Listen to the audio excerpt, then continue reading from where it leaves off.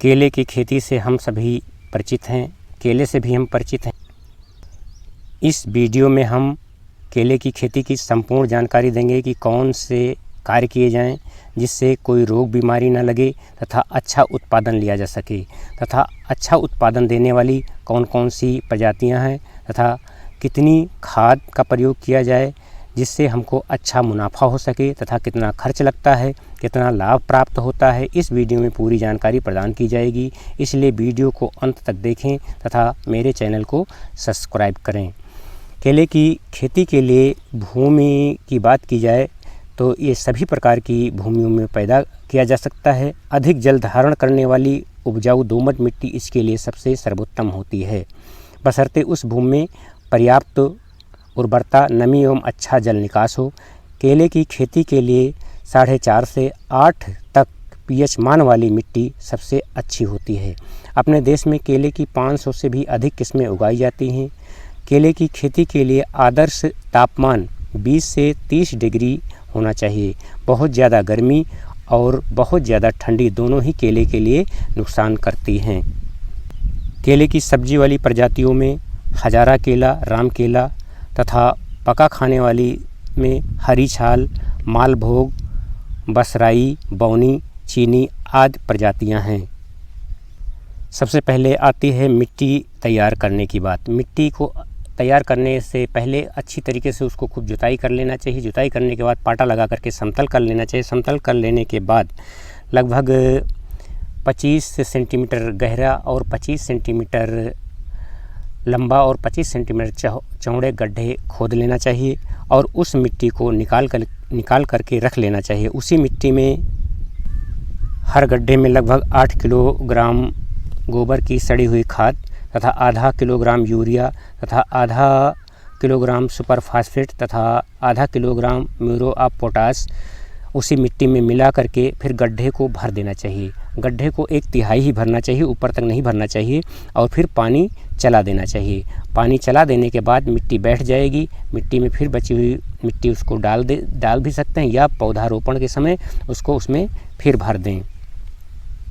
पौध लगाने का सबसे अच्छा समय होता है 15 मई से 15 जुलाई। जून का महीना सबसे अच्छा रहता है। पौधे रोपित हो जाने के बाद उनकी देखरेख की बात आती है तो पहली जुताई वर्षा प्रारंभ होने के पहले कर देना चाहिए तथा दूसरी जुताई वर्षा समाप्त होने के बाद जुताई कर देना चाहिए। और जुताई के समय ही केले में अंडी की खली का प्रयोग कर देना जिससे कोई रोग बीमारी नहीं लगती है। सिंचाई की बात आती तो गर्मी के दिनों में प्रति सप्ताह तथा जाड़े के दिनों में 2 सप्ताह के बाद सिंचाई करते रहना चाहिए। केले में खाद का प्रयोग कितना करना चाहिए? लगाने के पहले तथा दूसरे एवं तीसरे महीने में 3 किलोग्राम अंडी की खली, 8 किलोग्राम गोबर की खाद हर पौधे को देना चाहिए। इसके अतिरिक्त प्रति पौधा 2 किलोग्राम अंडी की खली, 1.5 kilogram ammonia sulphate, 250 gram muriate of potash तथा 400 ग्राम सुपर फास्फेट हर पौधे को देते रहना चाहिए। केले में उसके बाद आती है कटाई छटाई का काम। पौधे के तने से बहुत से शकर निकलते हैं, कुछ तलवार जैसे तथा कुछ चौड़ी पत्ती वाले होते हैं। चौड़ी पत्ती वाले फल नहीं उत्पन्न करते हैं, इन्हें काट कर अलग कर देना चाहिए। फल की घार काटने के बाद पौधे को भी नीचे से काट देना चाहिए। फलन की बात की जाए तो 10-12 महीने बाद फल आने लगते हैं। फलने के लगभग 3-4 माह बाद फल पकने की स्थिति में आ जाते हैं। जब फलियों का बनना रुक जाता है, ऐसी दशा में लाल फूल को काट देना चाहिए। उपज प्रायः 180 कुंटल प्रति हेक्टेयर प्राप्त होती है। केले की घार भारी होती है, इसे संभालने के लिए टेक या सहारा देना भी ज़रूरी होता है। केले की कृत्रिम रूप से भी पकाए जाते हैं तथा फर्श पर भी पकाए जाते हैं। केले में सबसे बड़ी समस्या आती है इसमें कीट और रोग।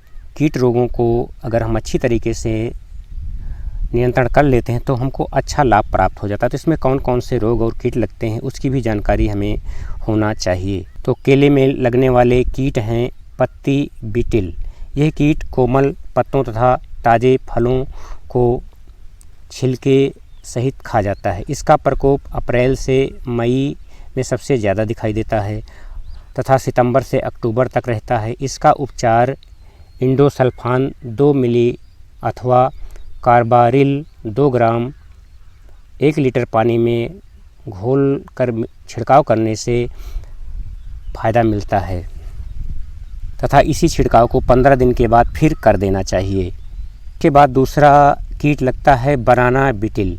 इसे केले का घुन कहा जाए तो अतिशयोक्ति नहीं होगी। इस कीट के प्रौढ़ तथा सूंडियाँ दोनों हानिकारक होते हैं। इसका प्रकोप बरसात में अधिक होता है। भूमि के बराबर तने अथवा प्रकंद में छेद बनाकर मादा अंडे देती है।